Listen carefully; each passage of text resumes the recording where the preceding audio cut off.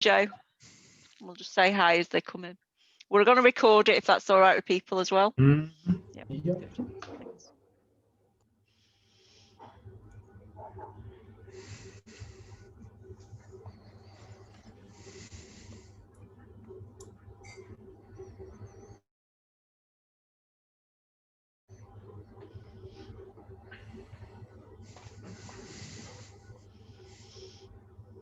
Hello to those that are joining. Nice to see you.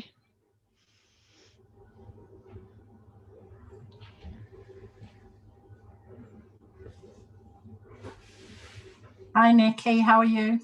Who's that? Amanda. Sorry, is my camera not? Oh, it's like move, looking for the who's talking. Hi, Amanda. You okay? Yes, thank you. Good. So we're expecting anything up to 85 participants this evening. So if you just bear with us while people join, and we'll take stock, and then we'll get set off. If you wouldn't mind if changing your name, if you're sort of, because there's a PE 125520, if you could just change your name to put your name in so we know who you are. Similarly for Care Griff, it is. Just for later on, it's useful if we want to sort of bring you in for anything, or you want to contribute anything to the conversation.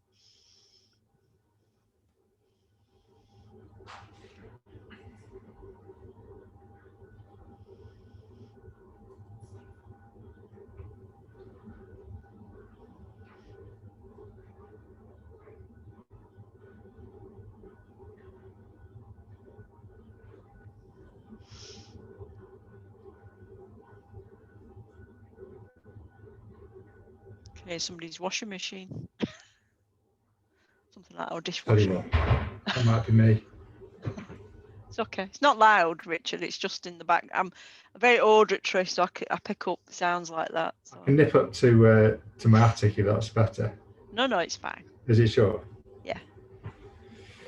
If it goes on a spin cycle and we can't hear you, I'll let you know.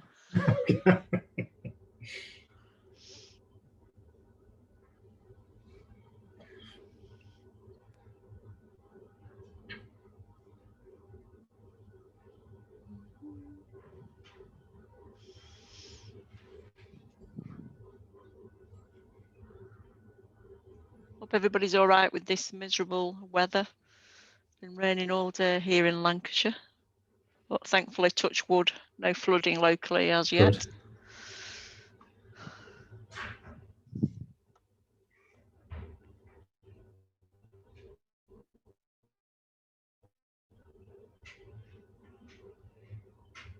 So we've got about 20 so far, plus ourselves who are presenting. So we'll give it some more time. If it makes you feel any better, it's been raining in Bournemouth all day as well. Oh, that makes a change. It's never rained in Bournemouth. Oh, it does.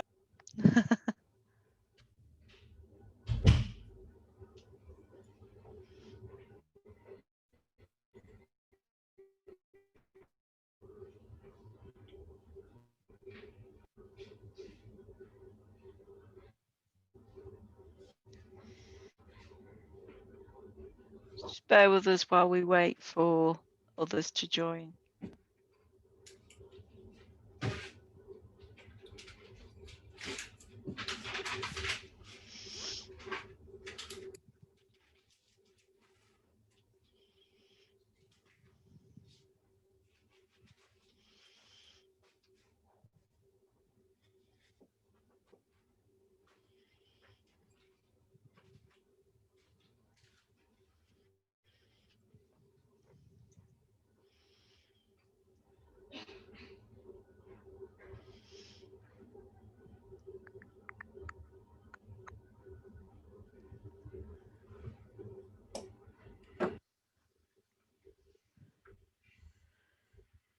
Give it a couple more minutes and then we'll get started at about 5 past, if that's okay. I'm sure people will join as we go. Oh, we've crept up to about 30.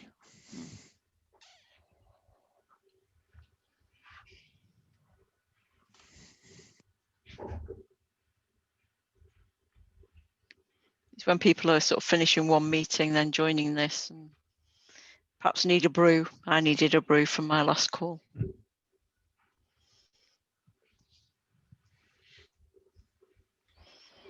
It's the beauty of Zoom and Outlook together, isn't it? You get no breaks.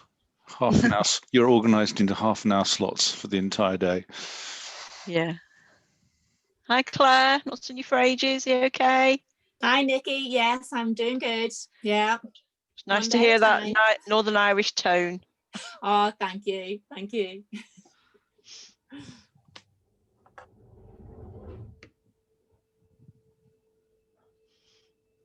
Oh, so you're going up again. We're up to 41.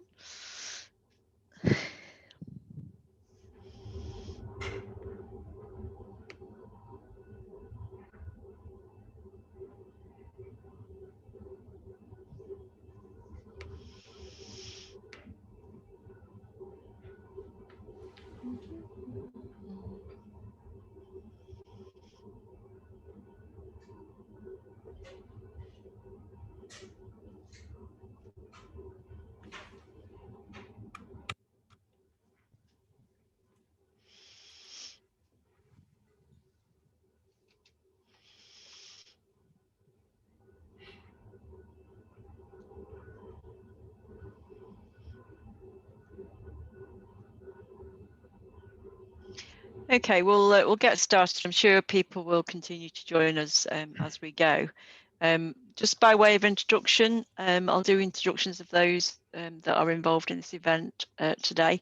My name's Nikki Ingham. I'm the Executive Director for Healthcare People Management Association, and very excited to be here this evening. Before I introduce others, just like to say, extend a very warm welcome to you all, but also extend a huge thank you to you all. It's particularly busy it's busy at any time in the NHS, but obviously particularly busy at the current time. And I know how taking time at events like really quite protected. So I'm really pleased that you've managed to do that. But also thank you for everything that you're doing currently within the NHS, no matter what role you're in. You'll be having a really positive impact. And I'm pleased to say my parents got their COVID vaccination yesterday, which is really good because they're in their 70s. So it's nice to know that it's getting out there. And you will be pivotal in making sure that staff are there to support the vaccination campaign, if you like. So, thank you for being here and for everything that you're currently doing. So if I just ask my colleagues to introduce themselves. So I'm chairing the session this afternoon. No enviable task at 4 o'clock on a Wednesday? Is it Tuesday? Wednesday. This week's gone really fast. I am in a bit of pain because I've got sciatica. So if I do get up and walk about, that's why. So please have every empathy with me for sitting here with sciatica. I'm a very miserable patient, but more of that later, I'm sure. So if I ask Richard Saundry, do you want to introduce yourself? Yeah, sure. Thank you very much, Nikki. Delighted to be here. My name is Richard Saundry. I'm a Professor of HRM and Employment Relations at the University of Sheffield, and I conducted the research, part of which we're going to talk about today. Thanks, Richard. If I ask Andy, do you want to introduce yourself? Yep, sure. Thanks, Nikki. Hi, everybody. A few names I recognise in the participant list. I'm Andy Shettle. I'm a Senior Product Manager at Allocate Software, what used to be Selenity, so a bit of a change there. So yes, look forward to listening to a discussion today. Thanks, Andy. And last but not least, Aaron. Thanks, Nikki. Hello, everybody. I'm Aaron Hill. I'm the Managing Director of a business called CMP. Many of you might know us as CMP Resolutions. We've been around for 20 years helping the NHS with everything to do with interpersonal relationships, remedial and developmental. So delighted to be here, and thanks all for coming. Okay, thanks, guys. So what the plan is that we're going to ask Richard, Professor Richard, to talk about the research, what came out of it. But what we're really interested in is getting sort of an up-to-date picture of where things are at really today, and just want as much an interactive session with yourselves as possible. So we have got the chat facility. So if you've got questions, comments, responses, reactions, then please put them in the chat and we will come to those throughout the session this evening. But also, if you want to get your voice heard and you want to be speak, then again, we encourage that. So if you want to put in the reactions on Zoom, there is a hand, a wave hand. If you just put that up, and we'll monitor that and come to you. So I think there's a, yeah. And then also, if you, I know that within the NHS, video on can sometimes interfere with whether it's stable or not. But again, if you're talking, it'd be useful to be able to see who you are and what you look like. And again, on mute throughout, if that's okay, just to make sure we don't get any of that background feeding noise. So very informal. I'm going to ask Richard to provide an overview of the research around the impact of COVID-19 on employee relations in the NHS. It has gone out to people, but we can again put a link into the chat if people want to download it from there.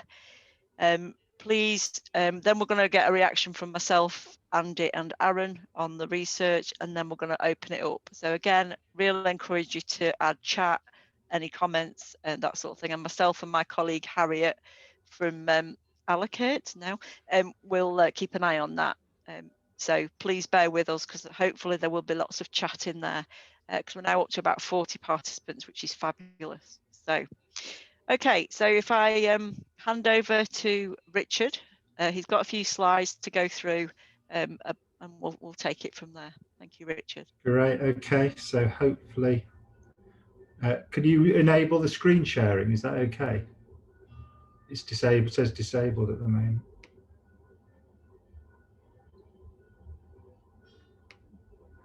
Got it. Fantastic. So hopefully people, wait a second.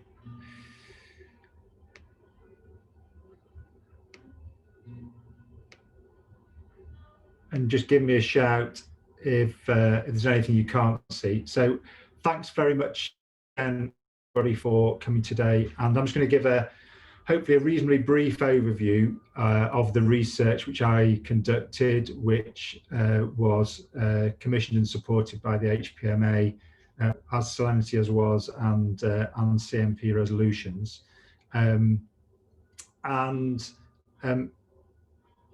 I'd just like to start just with a bit of an overview of where we came from. I think it's really important to say at this stage that the research that we did was based and took place just, I suppose, after the first wave of the pandemic, and as it probably finished just as we were starting to see the second wave sort of creep into view.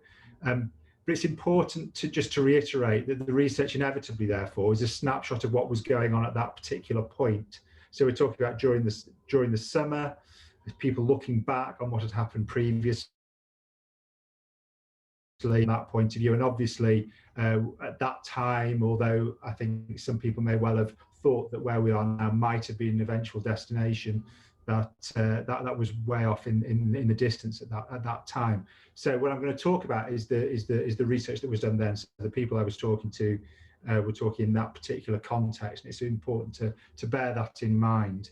That said, I do think that some of the conclusions which we'll come to at the end and we'll discuss later, I think are still valid despite all that's happened in the last sort of 4, 5 or 6 months. The research essentially comprised of 3 main stages. We did a sort of a rapid review of previous relevant research, and obviously at that stage very little had been done, particularly on the impact of COVID at that point.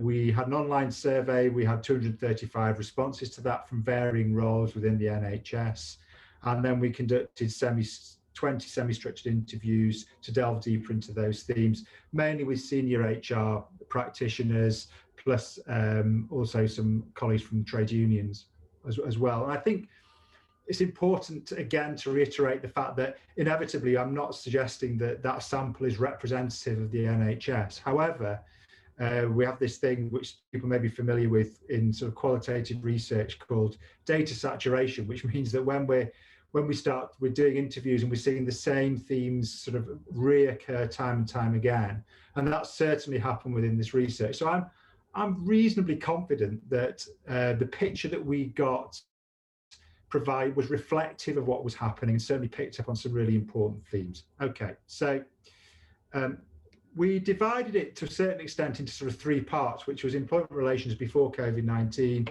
what happened during the first wave of the pandemic, and then what people were feeling in terms of the future. And I think the general picture, as that slide suggests, that people gave to me about employment relations prior to the pandemic was generally quite a positive one. Things moving in the right direction, obviously a lot of challenges of resources, etc.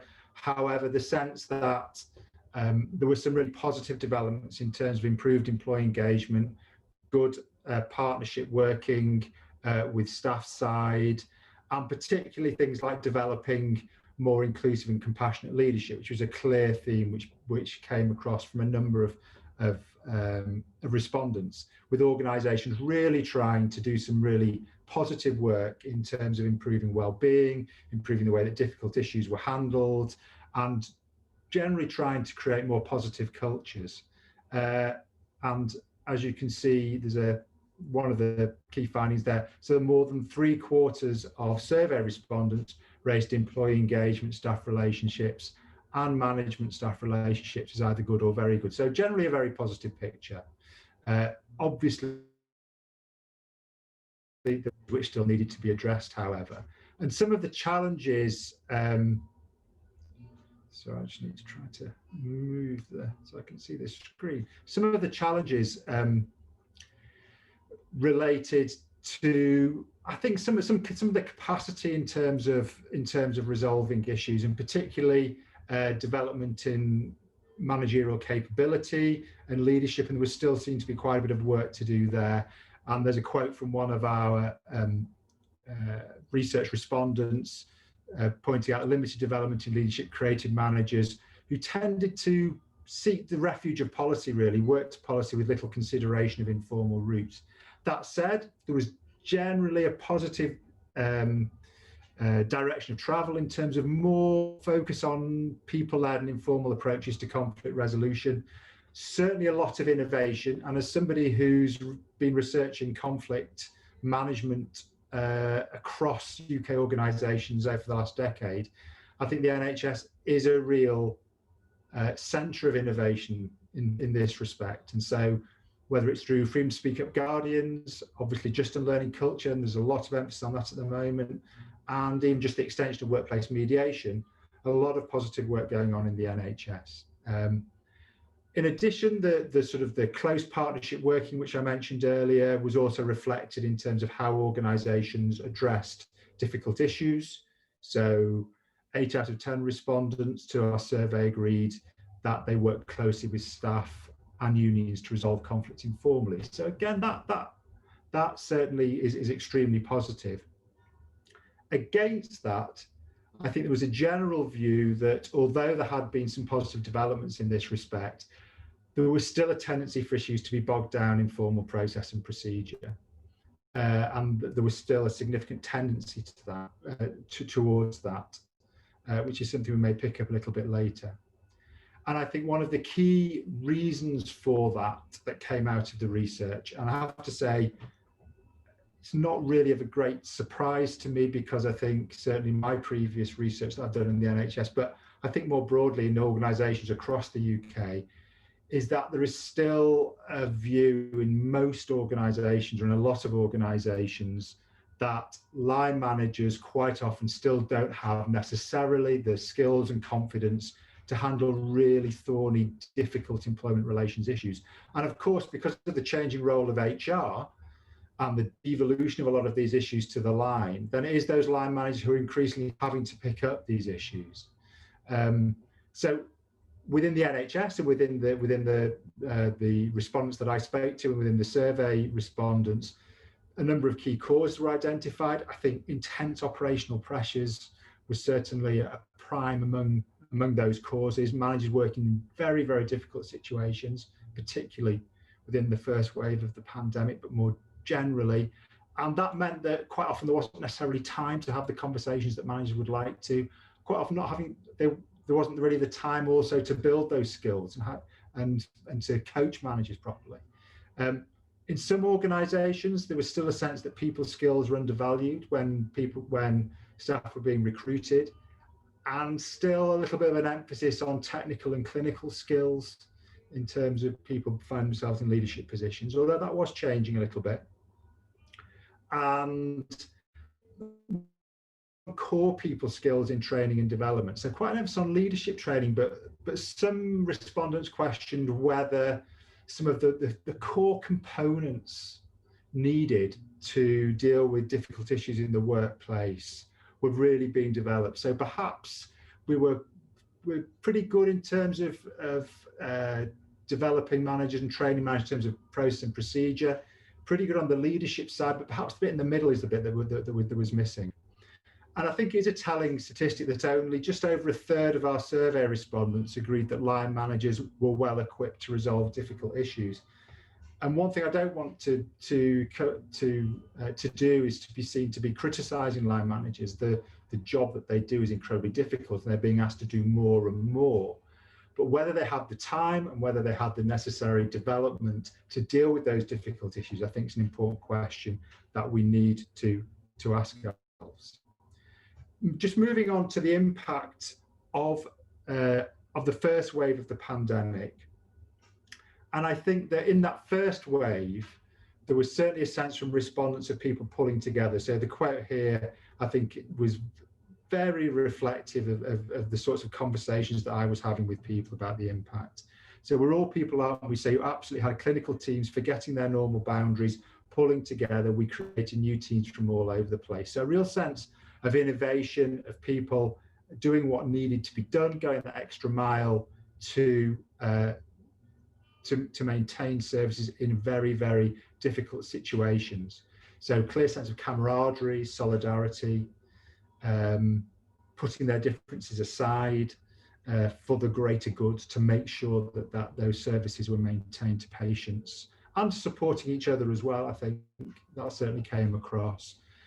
And there were significant reductions in things like grievance and disciplinary issues, partly because of the moratorium that was introduced at that time. But I think one thing that did come across was even closer partnership working between trade unions and HR and senior management. And that was certainly supported from both sides of the employment relationship. So from HR practitioners overwhelmingly said that they were working closely with staff side reps, and that staff side reps were working very constructively and proactively. And the same message came from the staff side reps that we talked to. So overall, and perhaps slightly paradoxically, 3/4 of survey response agreed that working through the first wave had a positive impact on team working. And again, one of the key things that came out of the research was that within the context of that, of boundaries starting to disappear and people working together effectively during the first wave, was the role of HR in particular. And there's a quotation there, which is one of my favorites from the research, from a senior HR practitioner. So you could really feel camaraderie, you could feel it. And we had a staff welfare team that set up, we delivered food to them, we delivered drinks to them, we kept them watered, fed and catered for. And there was a real sense that the contribution of HR in particular was being increasingly recognised. There was also improved communication between senior leaders and staff, or that was again widely reported. And interestingly, that was helped a little bit by technology, and it'd be interesting to see whether that's been maintained, obviously under the extreme circumstances that the NHS is working under at the moment. But certainly a sense that the new technology allowed senior leaders who perhaps unavoidably in some situations have been seen as a bit distant, were much more accessible to staff. So rather than all staff briefings being attended in a lecture theatre with 20 or 30 people there, having hundreds of people potentially asking questions of senior leaders during staff briefings, and that seems to be very positive. So increased accessibility, potential for greater involvement in decision making. But that role of HR, I think, really came across. And again, it wasn't just those HR practitioners who were saying that. When we talked to trade union respondents as well, I think there was certainly a sense that HR not only sort of really stepped up to the mark, but that was being seen as being, sorry, that was recognised by senior leaders in the organisation, and in some organisations where perhaps that hadn't been the case in the past, where that was noted. Okay, so in terms of the impacts on individuals, and this is a very unsurprising finding, and certainly has been reflected in all the other research that's been done on the impact on members of staff, was the negative impacts in terms of emotional well-being, the trauma being experienced by frontline workers. And there's a recent piece of research come out from King's showing the extent of potential post-traumatic stress disorder in NHS staff as a result of the pandemic. A sense of respondents suffering from overwhelming sense of fatigue. And I think that whole idea about staff being tired. So this was back in June, July. One of the things that I think virtually every person I interviewed said was that that staff were tired. And that certainly at that time was leading to worries about what would happen if the second, and as we now know, sort of the third waves of the pandemic have developed, and that the NHS had to respond to that. So again, that's something which would be really interesting and valuable to hear from you in terms of the impact on staff. There was certainly real concerns expressed about what would happen if staff need to go back to that well in the event of a second and potentially a third wave. In terms of the sort of the longer term responses to the pandemic, and again, just reiterating this was after the first wave, I think that one of the views from respondents was the need to try to learn from that first wave and try to harness some of the positive impacts. And I feel slightly awkward in terms of talking about this at the current time, given the extent of the pressure on the NHS and the pressure to come over the coming weeks. However, I do think it's important that I still think there are lessons there that as we move forward, and hopefully as we start to move out of the current crisis, that there are still important lessons to be learned. And I still think it'd be interesting to get your views on this in terms of to what extent. So people were starting to reflect when we did the research, and they were starting to think about how they were going to rebuild. I think one of the key things was the renewed focus on well-being. So there were lots of examples of HR functions looking at and developing improved and more flexible and adaptive channels of employee voice, much more regular attempts to try to really tap into the pulse of the workforce and to see what support could be given. A greater emphasis on equality and diversity, and particularly the experience of BME colleagues within the NHS and the impact on them. And again, that was a recurrent theme, particularly from the interviews that we conducted. And then finally, again, the role of HR and the extent to which HR could actually really start to set the agenda and insert itself as a core aspect of organisational strategy. And I think in the picture that we got from that, there was currently a very mixed picture. In some organisations, that was very much the case, and HR issues and people issues were seen as being core part of HR strategy, core part of organisational strategy, sorry. In others, that wasn't necessarily the case, and there was a much more transactional attitude from senior leaders. And I think that quote really summed up a key fundamental finding within the research. So I think what we did was to show that actually workforce is fundamental to your business, and without workforce, you haven't got a business. So really sort of reiterating the core importance of the HR function. A few issues of concern. So there was some concern with moves towards more command and control approaches, which were seen as being very necessary during the pandemic, but concern that if they were sustained into periods of more normal operation, that could be problematic, and that there could be some negative impacts, negative behaviours associated with that needed to be dealt with. The development of line managerial capability was seen as being a critical challenge for the future. And there were some key initiatives that came out that were mentioned by respondents, particularly with HR getting more involved in the supportive and coaching role to equip managers and increase their confidence in dealing with some of these critical, difficult issues that they were likely to encourage, particularly as organisations moved out of the pandemic. And more broadly, I think there was a need for suggestions of a need for a sort of a more collaborative and cohesive approach across the NHS. This was particularly, I think, in the NHS in England. There was a sense from some respondents, this wasn't an overwhelming view, but I think it's important just to raise this, that one of the things the NHS is very, very good at is creating a wide range of initiatives, and that was certainly coming out of the research that we did.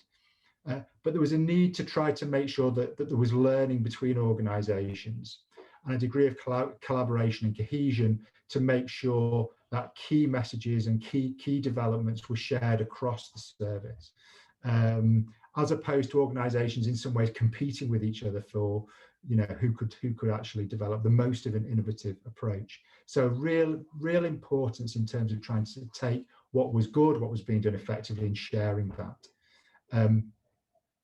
And this is sort of epitomised in that final quote there. People do their own things, they develop their own policies, they commission their own resources. Competition is quite prominent, and that's often to the detriment of patients. So the idea that there was a need for, again, a more collaborative approach more generally.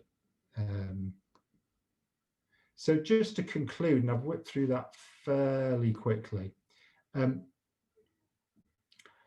One thing that the first wave of the pandemic, I think, did bring into start focus, according to our research, was this golden thread between well-being and patient care. And I would hazard to say that I think that if anything, that's been even more accentuated by what's happened in more recent months. I think staff well-being is absolutely central, and that, although it's a huge concern, there is also an opportunity there in terms of implanting that right at the centre of organisational agendas. The HR has a key role in that, in protecting and promoting positive relationships. And that there is a real, as we go forward, and hopefully, over the next 3, 6, 9, 12 months, there's a need to really embed good people skills right at the heart of organisational strategy, and promoting positive cultures, fair cultures, just cultures, to ensure that staff well-being is protected. And if staff well-being is protected, that the NHS can respond to what is going to continue to be a very challenging time. And I think for me, and this is a conclusion of mine from the research, I think one of the key things is that well-being and engagement is seen as a core strategic priority, not just something in an HR strategy, but something that is right at the centre of organisational strategy. And although that is the case in some organisations, it's certainly not universal. And unless that is done, then there is always going to be a real struggle to make sure that those priorities are right at the top of the organisational agenda. And finally, just to finish with one quote from one of our respondents, which I think emphasises the importance of trying to, as we move away from the current situation, hopefully over the next few months, that this opportunity is taken to try to make some of these positive changes. Is my concern that we are just going to go back into a whole load of organisational changes all over the place, unless we can really grab that common purpose about what we're after and what our objectives are. And I'd just like to finish by saying, I think one of the things, it's very difficult to think about these things when we are still in the height of perhaps the worst phase of the pandemic. But one thing that I heard somebody say, an NHS leader, I think about a week ago, which really struck with me, is the fact that when we go back to the origins of the NHS, came at an incredibly difficult time. The NHS came out of, the foundation of the NHS came out of what was happening, post World War II, out of a really, really traumatic experience for the country as a whole, and the importance of developing a national health service came out of that. And I think that as we move forward, then perhaps it's important that the experiences that people have had, staff, patients, society more generally through the pandemic, is that is used in order to try to make some really positive changes that the NHS is going to need to make in the future. So thanks very much. It's a bit of a whirlwind tour around that, and I'm happy to discuss any of those points as we go through the rest of the session.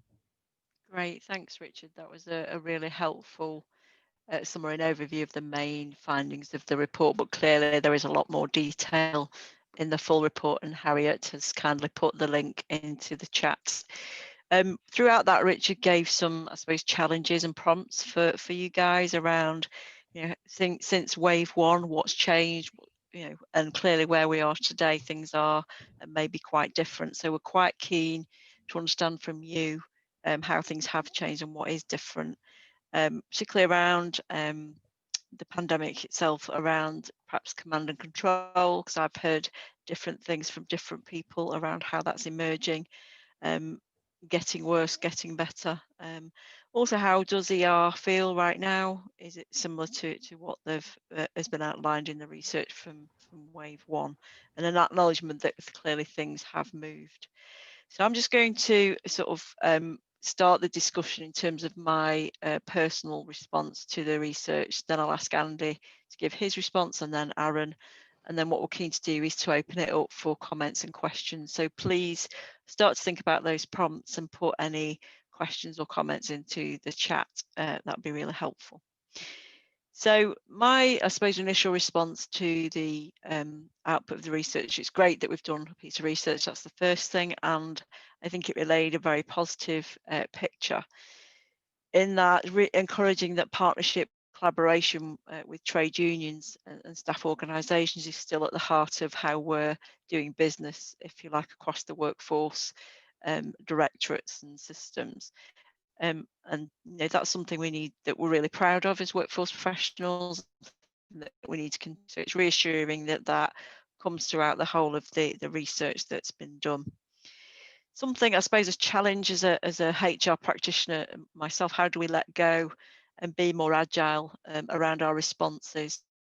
So I know in the first wave, I was an interim HR director, and it felt very much like you were left to make the right decisions with your executive in the organisation, and to an extent, not letting go of policies completely, but looking at a more agile response to how things were done. And I suppose the challenge is, how do we continue to adopt that going forward? And that links to some of the work Richard talks about in terms of just and learning culture and approaching people way in partnership again with our colleagues in trade unions and staff organisations.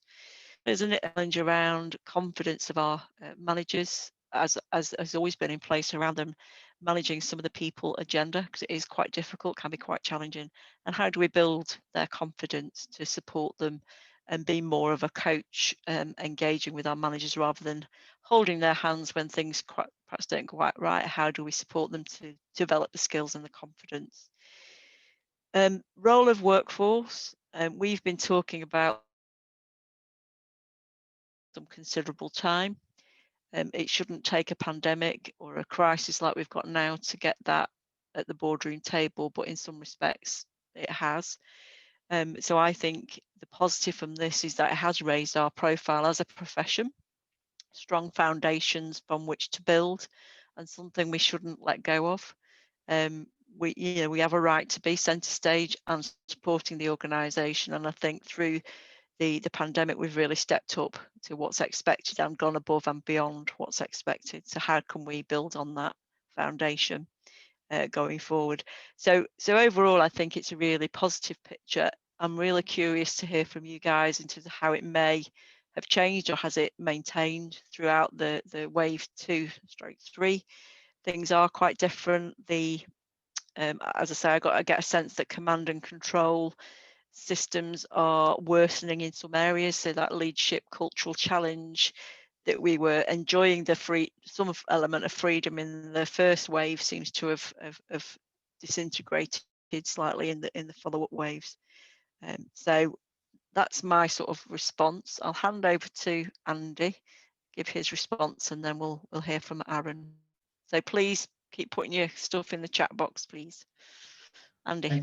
Thanks, Nikki. It took a bit of time to find the unmute button there. So, hi everybody. I think I completely agree with what Richard was saying. That it's very difficult times to pick anything out too much in the report. But I think overall it's a really interesting, fascinating report to read, to understand. But I think some of the positives that I've taken out of it is there's a lot of good in there, and I think HR's stood up when needed and rolled their sleeves up. And you hear a lot of stories I've heard of things that HR teams have been doing outside of their day jobs, volunteering and other good things. My wife works for the NHS, so I hear a lot firsthand from her as well, from a systems perspective. The challenges day to day and things. So the areas I picked up from the few notes on my screen here, I'm not going to share it, just a few notes I've written, is the areas I picked up on and can relate to as well, a bit firsthand from feedback we get from managers of our customers, is around line managers not having the managerial skills or capability, and that was flagged, I think, in quite a few areas of the research. And I suppose it's putting out there is how do we get them more upskilled to deal with more challenging issues, because I think it's been highlighted as an issue, but then there's another part of the report where it's correctly contradicts itself, where it says under challenging and pressured situations, managers were dealing with more challenging staffing issues and relationships, and I think that's probably given them the belief that they can do so, and it's how we get that reinforced, maybe help remove some of the day-to-day capacity from HR and giving it to line managers to deal, who are quite often closer to the subject.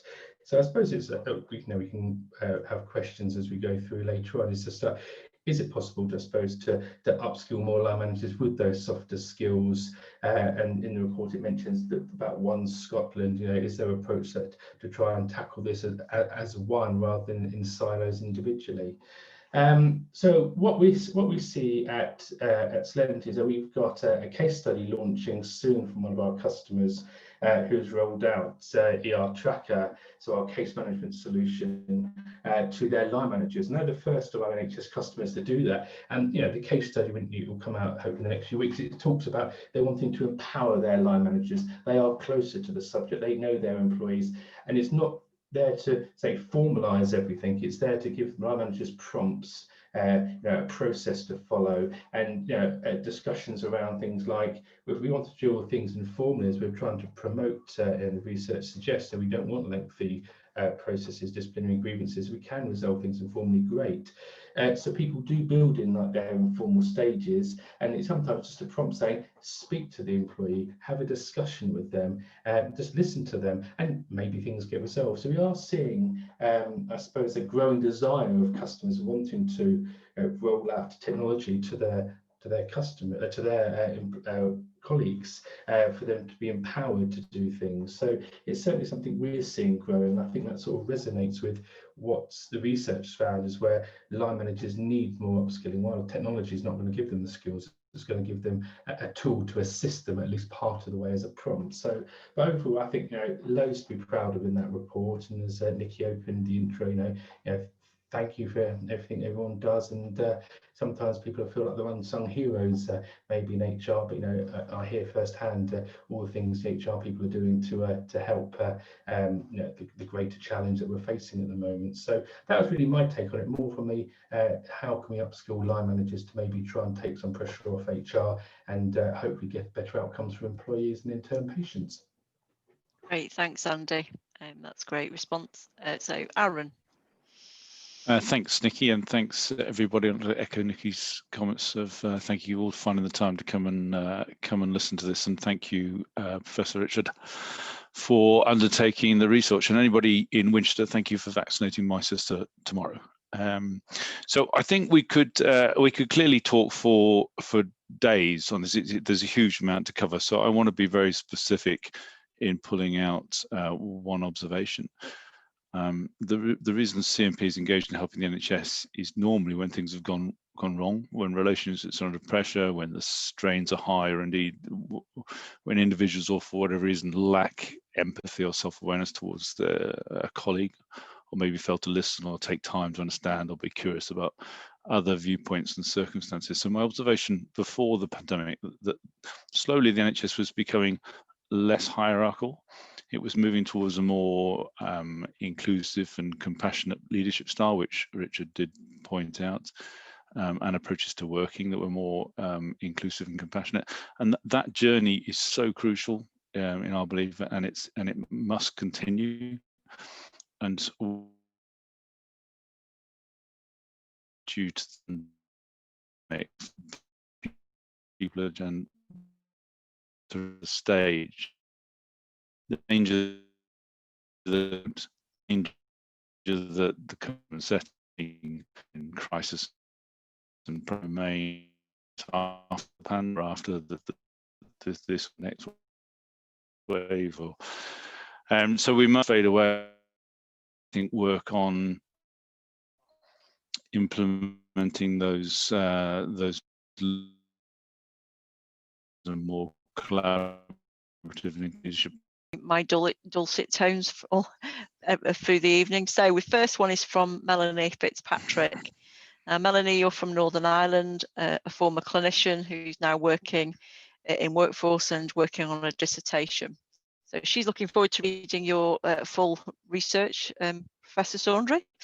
A question is, do you think some of your findings might inform strategies for future staff retention, which was challenging before the COVID pandemic? So Melanie, I don't know if you want to come in and answer that, or you're just quite happy.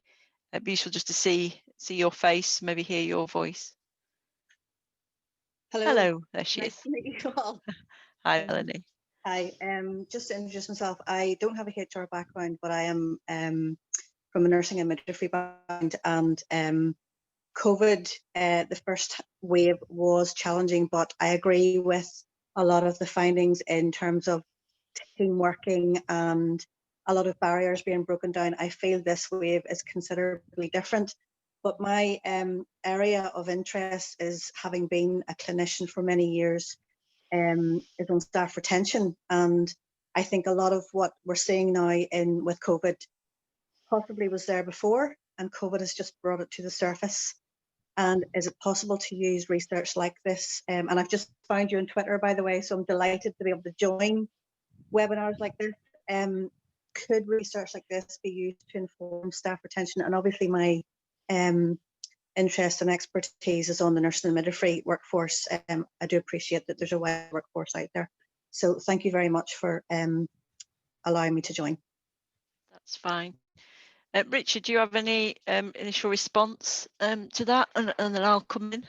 Anyone else? Yeah, well, I think clearly one of the huge challenges when we start to come out of this is going to be retention, and obviously there's the impact of the pandemic and the experience that people have gone through. And I think there's been quite a lot, and this is anecdotal, I know, but I've heard quite a lot of NHS staff really concerned about whether their colleagues will want to continue to work, whether will change, whether they see the NHS as being a place where they want to develop their careers. And I think you've also got the impact of Brexit and other issues. I don't want to take it off that, but there's a whole range of different pressures which are coming together at one time, really, which potentially creates a huge challenge in retention and also recruiting people into the NHS as well.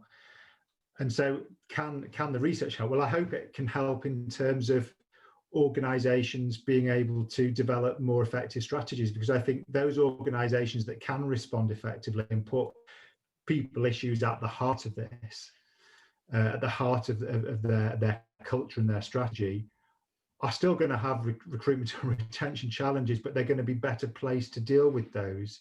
And I think that unless organisations and the NHS as a whole do really grasp the nettle here, then I think that there's a danger that retention challenges really become a bit of a crisis. So I hope that it does, but I think the key issue is the central one that I think the research identified, which is that the role that HR can play, but more specifically the vital importance of people being placed at the centre of organisational strategy. So if I can just link this to one thing that's been said by a couple of the contributors I mentioned earlier about line managerial capability. The reason why that's really important from my perspective is that our experiences of work relate quite often to how we're managed or how we relate to our colleagues. And if those are positive, then you're going to want to stay there. You're going to be more engaged. You're going to see your career. You want to see your career develop. So what may seem to an organizational leader like a fairly basic thing of providing managers with good questioning and listening skills actually can have a really central impact on key strategic outcomes. And I think sometimes the links between those different elements get lost, and that can be a problem. So the answer, Melanie, really is I hope so, and I think if organisations do grasp some of the messages that are within that report that are coming from people here, from HR practitioners, then I think the organisation can be in a better place to deal with those retention challenges. Yeah, just very quickly from my perspective, just echo what Richard has said, in that I have a concern around retention going forward in terms of how staff are feeling, because I get a sense that currently there is people are exhausted, they're just running on empty. We're seeing obviously quite a significant number of staff off sick with COVID because they're in close contact with it. And I just, culturally, it's about grasping this opportunity to really put people at the heart of the organisation in terms of how you look after them through well-being and through engagement, and making sure